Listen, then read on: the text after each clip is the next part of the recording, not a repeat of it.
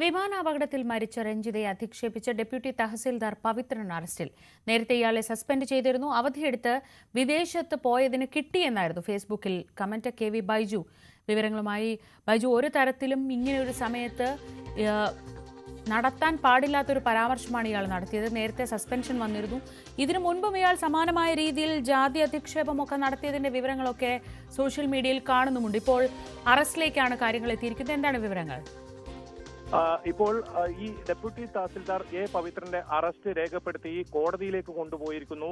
ജാമ്യമില്ലാ വകുപ്പ് പ്രകാരമാണ് ഇയാൾക്കെതിരെ കേസെടുത്തിരിക്കുന്നത്. അതായത് 153A ആക്ട്, അതായത് ജാതീയമായ സ്പർദ്ധ ഉണ്ടാക്കി കലാപമുണ്ടാക്കാനുള്ള ശ്രമം, അതുകൂടാതെ സ്ത്രീത്വത്തെ അപമാനിച്ചു എന്ന ഒരു കുറ്റം കൂടി ഇയാൾക്കെതിരെ ചുമത്തിയിട്ടുണ്ട്. എന്തായാലും ഇയാൾ നേരത്തെ സസ്പെൻഷൻ നടപടിയായിരുന്നു ആദ്യം റവന്യൂ വകുപ്പിന്റെ ഭാഗത്തു നിന്നുണ്ടായത്. അതിന് തൊട്ടു പിന്നാലെ ഈ പ്രഭാകരൻ കരിശ്ശേരി എന്ന് പറയുന്ന NSSന്റെ ഹോസ്ദുർഗ് മണ്ഡല പ്രസിഡന്റിന്റെ പരാതിയിലാണ് ഇപ്പോൾ കേസ് രജിസ്റ്റർ ചെയ്തിരിക്കുന്നത്. അല്പസമയം മുമ്പാണ് ഹോസ്ദുർഗ് പോലീസ് സ്റ്റേഷനിൽ നിന്നും ഇയാളെ ഇപ്പോൾ കോടതിയിലേക്ക് കൊണ്ടുപോയിരിക്കുന്നത്.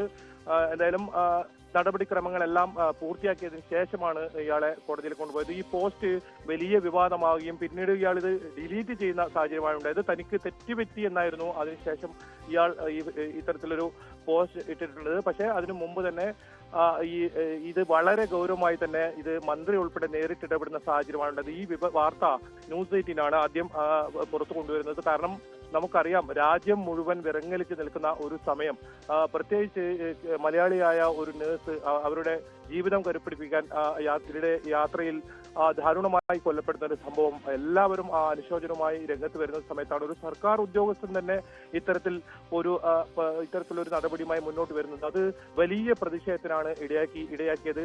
അതിനുശേഷം ഇപ്പോൾ അല്പസമയത്തിനകം തന്നെ ഈ പോലീസ് സ്റ്റേഷനിലേക്ക് ഇപ്പോൾ BJPയുടെ ഒരു മാർച്ച് ഉണ്ട്. അതായത് പ്രധാനമായും ഇവർ ആവശ്യപ്പെടുന്നത് ഇയാളെ ഈ സർവീസിൽ നിന്ന് തന്നെ പിരിച്ചുവിടണമെന്നൊരു ആവശ്യമാണ് വിവിധ കോണുകളിൽ നിന്ന് ഉയരുന്ന ആവശ്യം. കാരണം നേരത്തെ സൂചിപ്പിച്ചതുപോലെ തന്നെ ഇയാൾക്കെതിരെ ചന്ദ്രശേഖരൻ MLAക്കെതിരെ വളരെ മോശമായ ജാതീയപരമായ ഇത്തരത്തിലുള്ള പരാമർശം നടത്തിയതിന് ഇയാളെ സസ്പെൻഡ് ചെയ്തിരുന്നു. 2024 സെപ്റ്റംബറിലാണ് ഇത്തരത്തിലുള്ള ഒരു നടപടി ഉണ്ടായത്. അതിനുശേഷം 9 മാസത്തോളമേ ആയുള്ളൂ ഇദ്ദേഹം വീണ്ടും ജോലിയിൽ പ്രവേശിച്ചത്. ആ സമയത്തും വീണ്ടും ഇതേ രീതിയിൽ, മാത്രമല്ല വളരെ മോശമായി സ്ത്രീത്വത്തെ അപമാനിക്കുന്ന ഒരു വകുപ്പ് കൂടി ഇതിൽ ചുമത്തിയിട്ടുണ്ട്. അത്രത്തോളം മോശമായ പരാമർശം നമുക്കൊരു പക്ഷേ ഇവിടെ അത് വിവരിക്കാൻ പോലും ഇയാളുടെ വാക്കുകൾ പറ്റാത്ത അത്ര മോശമായ ഒരു കമന്റ്. അതൊരു സർക്കാർ ഉദ്യോഗസ്ഥൻ ഡെപ്യൂട്ടി തഹസിൽദാർ പദവിയിലിരിക്കുന്ന, നമുക്കറിയാം ജനങ്ങളുടെ സാധാരണക്കാരന്റെ ഉൾപ്പെടെ പ്രശ്നങ്ങൾ, അതിന് പരിഹാരം കണ്ടെത്തേണ്ട ഒരാൾ, ഒരു ഉദ്യോഗസ്ഥന്റെ ഭാഗത്തു നിന്നാണ് ഇത്തരം നടപടി ഉണ്ടായത് എന്നതാണ് വലിയ പ്രതിഷേധത്തിന്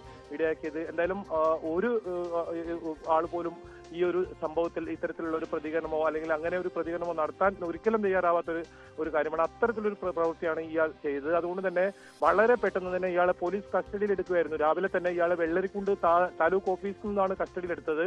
അതിനുശേഷം കാഞ്ഞങ്ങാട് പോലീസ് സ്റ്റേഷനിലേക്ക് കൊണ്ടുവരികയായിരുന്നു. ഹോസ്ദുർഗ് പോലീസ് സ്റ്റേഷനിലാണ് ഈ പരാതിയുള്ളത്. അതുകൊണ്ട് കേസ് രജിസ്റ്റർ ചെയ്തിരിക്കുന്നത് ഹോസ്ദുർഗ് പോലീസ് സ്റ്റേഷനിലാണ്.